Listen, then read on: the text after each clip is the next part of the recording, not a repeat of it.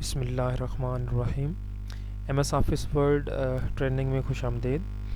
آج کی کلاس ہم اس ویڈیو میں سیکھیں گے کہ ایک آفیشیل لیٹر کس طرح سے کمپوز کیا جاتا ہے۔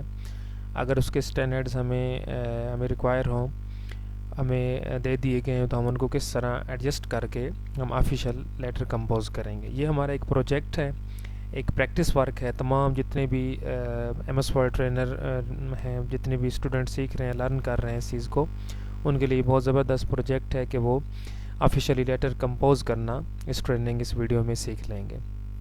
عام طور پہ ٹیسٹ انٹرویوز میں بھی کہیں پہ بھی پریکٹیکلی یہ ایک پروجیکٹ دیا جاتا ہے کہ اس کو پرفارم کریں۔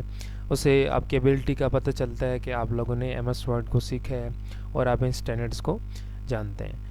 عام طور پہ آفیشیل کمپوزنگ میں اسپیشلی جو لیٹر ہے، یہ ہمارا ایک فرسٹ پروجیکٹ ہے ٹریننگ میں۔ اس کے جو اسٹینڈرڈز ہیں اس میں لیٹ سے ڈیمانڈڈ ہے کہ فونٹ فیس جو ہے یہ ٹائمز نیو رامن ہونا چاہیے۔ فونٹ کا پہلے بھی تذکرہ کیا تھا کہ یہ لکھائی کا اسٹائل ہے، نام ہے، اس کو فونٹ بولتے ہیں، اور اس میں اگر اسٹینڈرڈ ہمیں ریکوائرڈ ہے ہمیں ٹائمز نیو رامن، تو یہ کس طرح سیٹ کرنا ہے ہم اس کو پریکٹیکلی دیکھتے ہیں۔ اسی طرح سائز کا ہے، ڈیمانڈڈ سائز 11 پوائنٹ ہو۔ اسی طرح ایفیکٹس ہیں، بولڈ، اٹیلک، انڈر لائن۔ اسی طرح پیج ڈیٹیل ہے A4 ایک اسٹینڈرڈ پیج ہے، پرنٹنگ کے لیے یوز ہوتا ہے۔ عام طور پر تمام آفیسز میں، پرائیویٹ ہوں یا گورنمنٹ آفیسز ہوں، ان میں یہ اسٹینڈرڈ چلتا ہے، A4 پرنٹنگ پیج ہے، یوز ہوتا ہے۔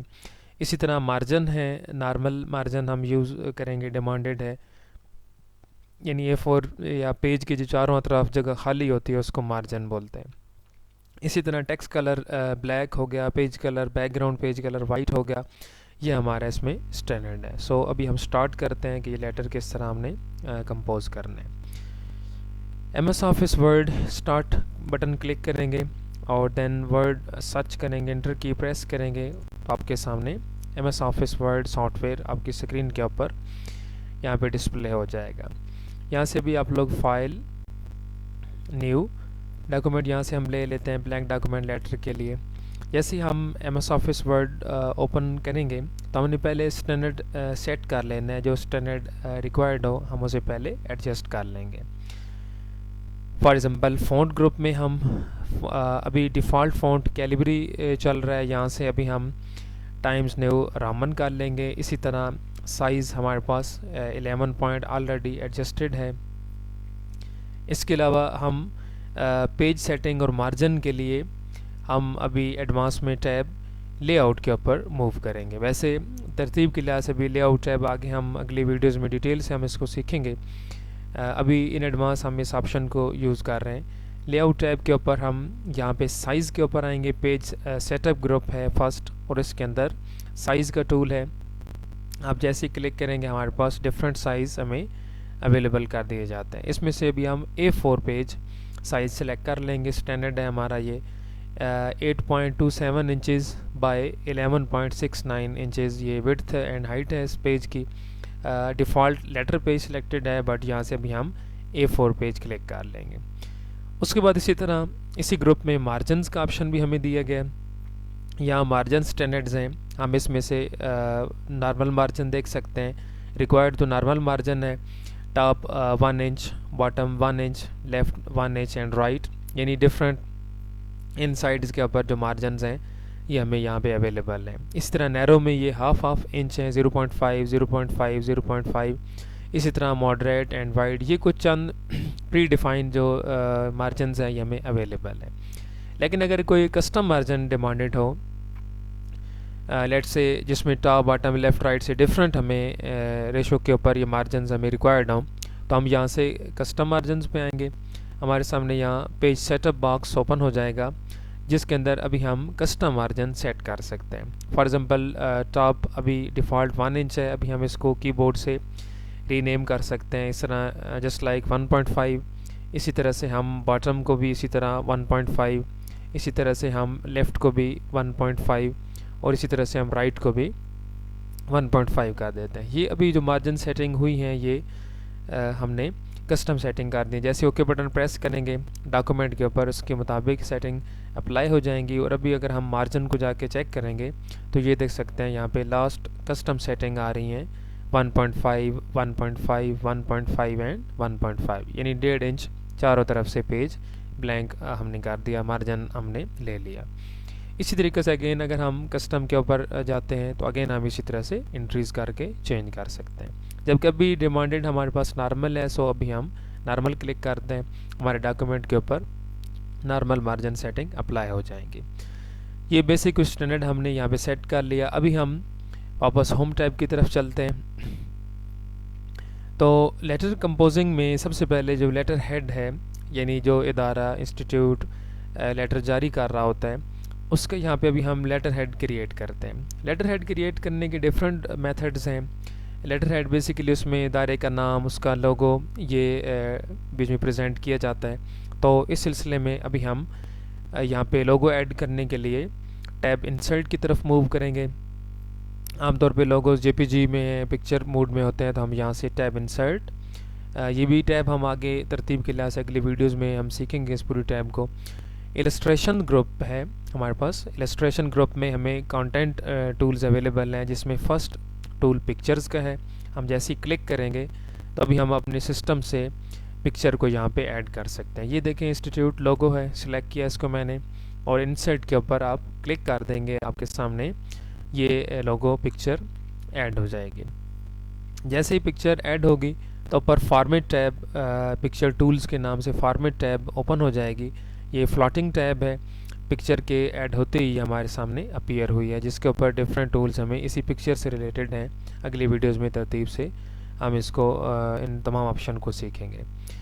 آپ جیسے اس کا ابھی ایڈ کرتے ہی دیکھیں گے کہ اس کے کارنرز کے اوپر ہمیں سائزنگ گریپس شو ہو رہی ہیں.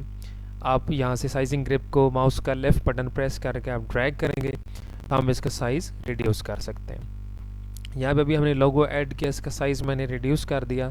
رائٹ سائڈ پہ سائز یہاں پہ اس کا ڈسپلے بھی ہو رہا ہوتا ہے, یہاں سے بھی ہم اس سائز کو چینج ہم کر سکتے ہیں. اس کے بعد اب اس پکچر کو اگر ہم نے سینٹر الائن کرنا ہو اور رائٹ سائڈ الائن کرنا ہو تو یہاں سے ہم اگین ہوم ٹیب پہ واپس آئیں گے, اور یہاں سے پیراگراف گروپ اور اس کے اندر الائنمنٹ ٹولز ہیں, جس میں ابھی ہم سینٹر الائن کلک کریں گے تو پکچر پیج کے سینٹر کے اوپر یہاں پہ ایڈجسٹ ہو جائے گی. اس کے بعد یہ لوگو ایڈ کرنے کا پروسیجر تھا. دین ہم رائٹ سائڈ پہ کلک کریں گے تو کرسر ہمیں یہاں پہ بلنک کرتا ہوا نظر آ رہا ہے. جیسے ہم انٹر کی پریس کریں گے تو ہم نیکسٹ لائن پہ آ جائیں گے. ابھی لوگو ایڈ کرنے کے بعد ہم انسٹیٹیوٹ نیم ہم ٹائپ کر سکتے ہیں. یہاں پہ یہ لیٹر ہیڈ اس کا بن رہا ہے, مثلا یہاں پہ ہم نے ادارے کا نام یہاں پہ ہم نے ٹائپ کر لیا. اس کے بعد اسی طرح یہ ہم نے نیم ایڈ کر دیا. ابھی اس کو ہم کوئی بھی فونٹ دے سکتے ہیں, مثلا فونٹ ہم انسٹیٹیوٹ کے نیم کے اکارڈنگ ہم اس کا اسٹینڈرڈ دیکھ سکتے ہیں. یہاں سے لیٹ سے ہم اس کا فونٹ ٹائمز نیو رامن کی جگہ پہ ہم امپیکٹ فونٹ ایک ہے, ہم یہ لے لیتے ہیں. یہ دیکھیں امپیکٹ فونٹ سائز ہم نے فونٹ فیس لے لیا. اسی طرح سائز بھی اس کا ہم 14 پوائنٹ یہاں پہ رکھ لیتے ہیں.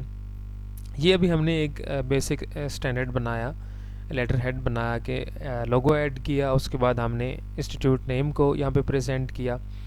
اس کے بعد ابھی ہم نیکسٹ لائن سے لیٹر ٹائپ کرنا ہم ابھی اسٹارٹ کرتے ہیں. تو اس کے لیے again Times new Raman font 11 point size ہونا چاہیے. اسی طرح کرسر کو یہاں سے ابھی ہم لیفٹ الائن کر لیں گے. پیراگراف گروپ سے ابھی ہم لیفٹ الائن کلک کریں گے تو کرسر یہاں پہ لیفٹ الائن ہمیں ڈسپلے ہو جائے گا. ابھی اگر ہم اس کو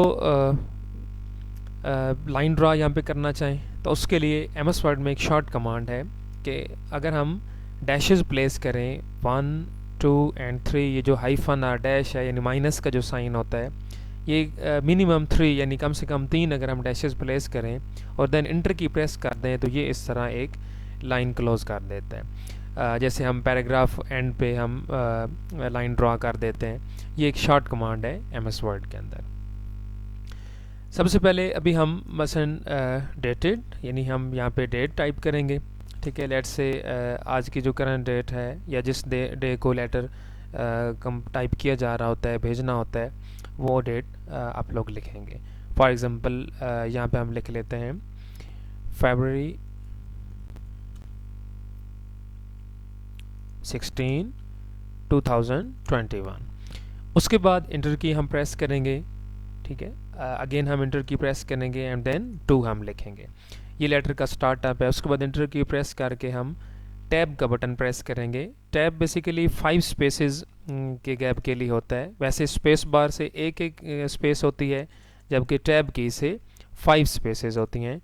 टैब की हमने की, उसके बाद आगे हम पोस्ट को या डेजिग्नेशन को हम यहाँ पे टाइप करते हैं, बताते हैं। मसलन लेट से मैंने लिखा द प्रिंसिपल, और आप इस तरह से लिख सकते हैं मसलन EDO और डायरेक्टर, ठीक है, और CEO, यानी कोई भी जो आगे पोस्ट है जिसको लेटर हम लिख रहे हैं उसकी डिटेल आएगी।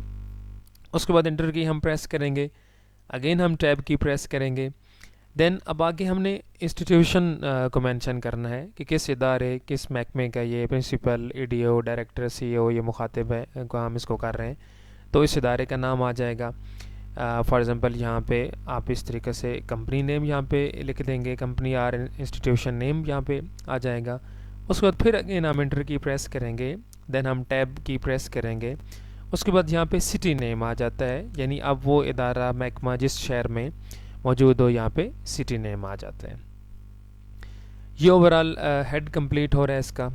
उसके बाद ये डिटेल करने के बाद आगे लेटर का सब्जेक्ट बताया जाता है। अब सब्जेक्ट लेटर का एक बहुत इम्पोर्टेंट और कंपलसरी पार्ट है। मजमून यानी लेटर किस मौजू पे, किस टॉपिक के ऊपर लिखा जा रहा है। सब्जेक्ट में हमने इन शॉर्ट अपने टॉपिक को, अपने एम को, पर्पज़ को हमने इलस्ट्रेट करना होता है। तो ये हमारे पास सब्जेक्ट लाइन है, सब्जेक्ट गोज़ हेयर। यहाँ पे इसमें हम यहाँ पे सब्जेक्ट लिखेंगे, यहाँ पे सब्जेक्ट लाइन है। इसी तरीके से सब्जेक्ट और लेटर हेड कोई टाइटल केस होना चाहिए, मतलब तमाम अल्फाज जो हम लिख रहे हैं इसमें इनके पहले हर्फ बड़े होने चाहिए, कैपिटल होने चाहिए।